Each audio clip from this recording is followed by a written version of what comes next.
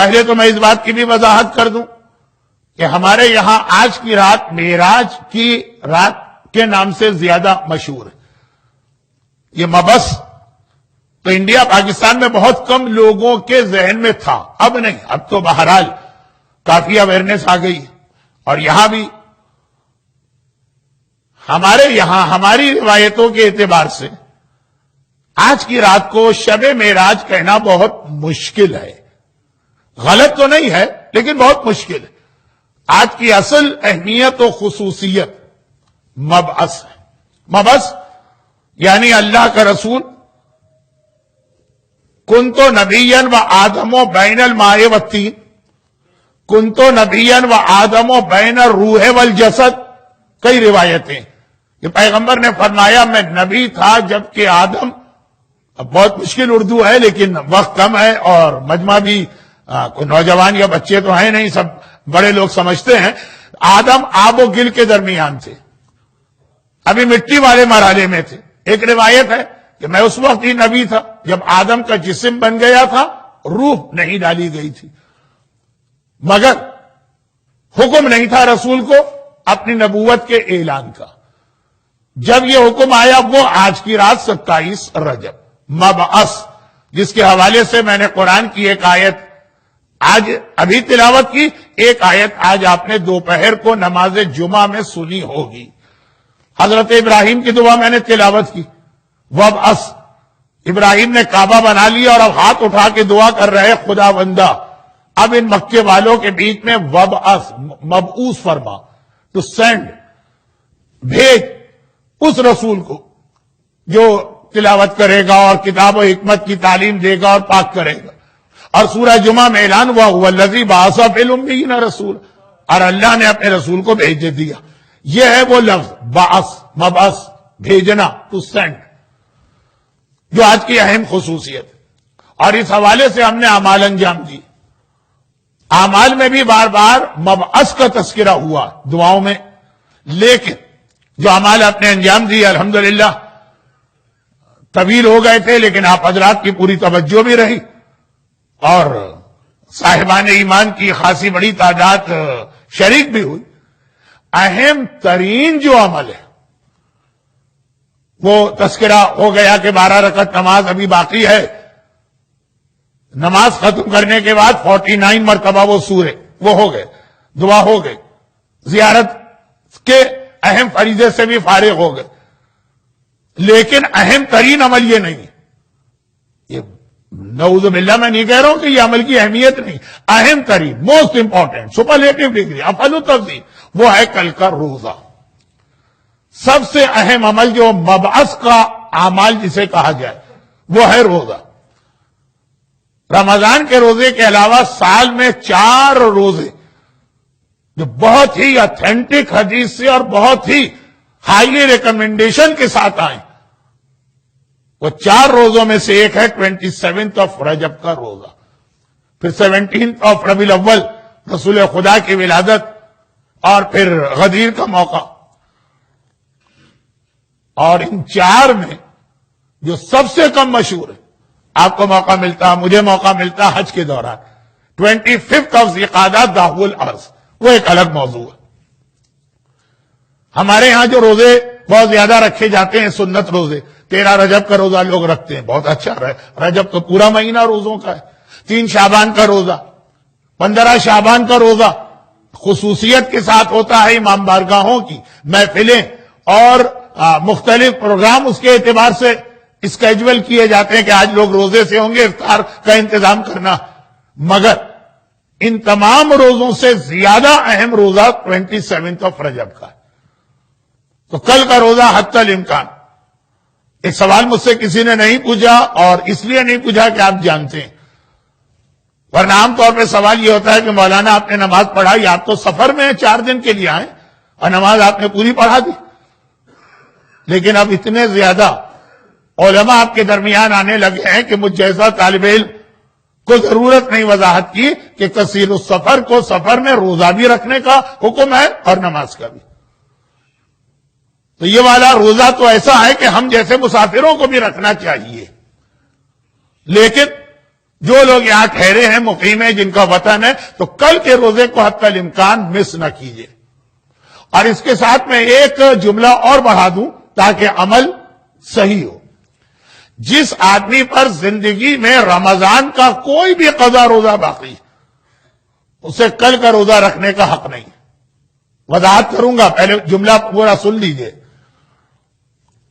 زندگی کا کوئی بھی رمضان کا روزہ باقی ہو تو وہ کوئی بھی سنتی روزہ نہیں رکھ سکتا، خالی کل نہیں، کوئی بھی سنتی روزہ نہیں رکھ سکتا۔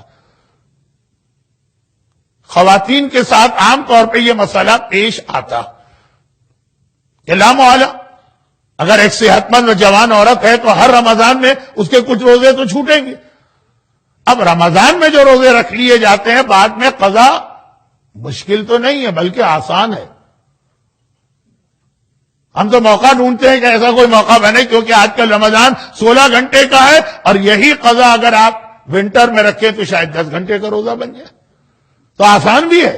لیکن بہرحال رمضان میں روزے چھوٹ گئے، اس کے بعد نہیں رکھے جاتے ہیں۔ میں عام لوگوں کی بات کر رہا ہوں، جو متقی نورانی چہرے میرے سامنے ہیں، یہ مسئلہ ان کے لیے ہے ہی نہیں۔ تو خواتین پہ عام طور پہ قضا روزے ہوتے ہی ہیں، اور پھر مردوں پر بھی ہوتے، کچھ نے جان بوجھ کے چھوڑے، کچھ نے سفر میں چھوڑے، کچھ نے کسی ایسی بیماری میں چھوڑے جس کی قضا واجب تھی۔ وہ کل کا روزہ نہیں رکھ سکتے ہیں لیکن رکھ سکتے ہیں، اور وہ یہ ہے کہ جس دن سنت روزے کا بہت تاکیدی حکم ہے، ہائیلی ریکمینڈڈ، اس دن آپ قضا کی نیت سے روزہ رکھیں گے تو قضا بھی ہو جائے گا اور وہ سنتی روزے کا بھی پورا ثواب آپ کو ملے گا۔ اس کو فارسی میں کہتے ہیں ہم خرما و ہم ثواب، اور غالباً اردو میں کوئی اچھا لفظ نہیں ہوگا، ایک تیر سے دو شکار۔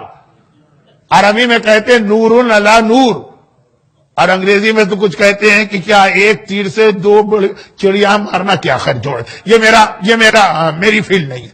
تو دونوں کا ثواب ملے گا، اور اگر آپ نے سنت روزہ رکھ لیا تو دونوں روزے آپ کے ہاتھ سے گئے، کوئی ثواب نہیں بلکہ روزہ غلط۔